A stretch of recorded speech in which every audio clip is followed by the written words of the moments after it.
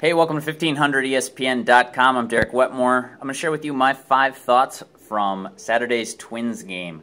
I'm actually at Target Field right now. I've been watching the Town Ball Classic all day. 3 Town Ball games. It's a cool little event put on between not only the Twins, but also 1500ESPN.com. You can check all that stuff out on the website, but I want to focus on the Twins game here while they were in Milwaukee. 5-2 win for the Twins kind of rebounded from an ugly game on Friday, the one in which Trevor May didn't get out of the first inning and the Twins taxed their bullpen. From that perspective, thought number 1, Kyle Gibson 6 2/3 helped the Twins. He allowed the bullpen to not rest because they still needed to throw their innings.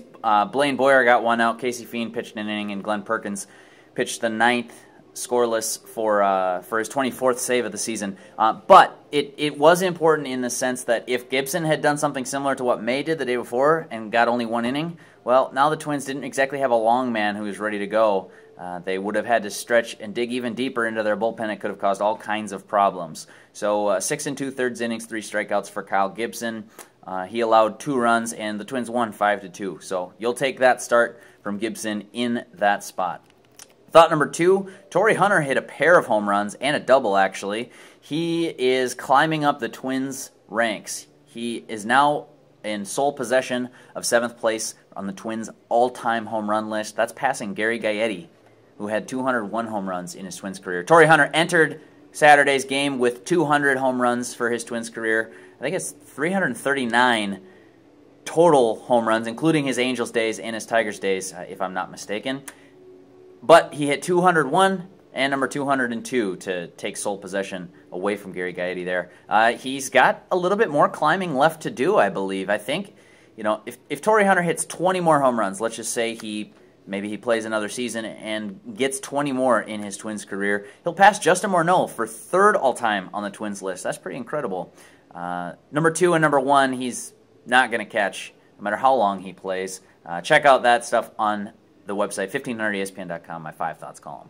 I went into it, and I might do a post on that this week, that Torii Hunter has a chance to keep climbing up that list.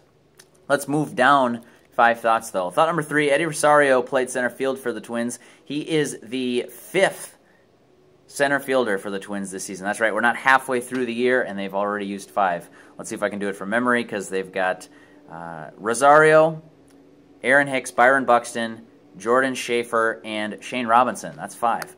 Last year they used 6, so we'll see if they can top that.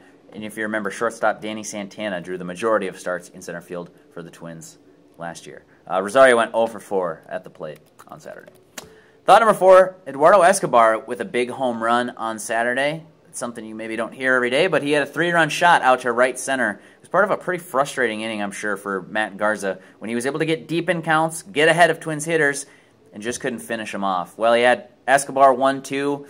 Escobar fouled off a couple pitches and then drove a fastball out to right center field to give the Twins a 3-1 lead, and ultimately, those were all the runs that they would need on Saturday.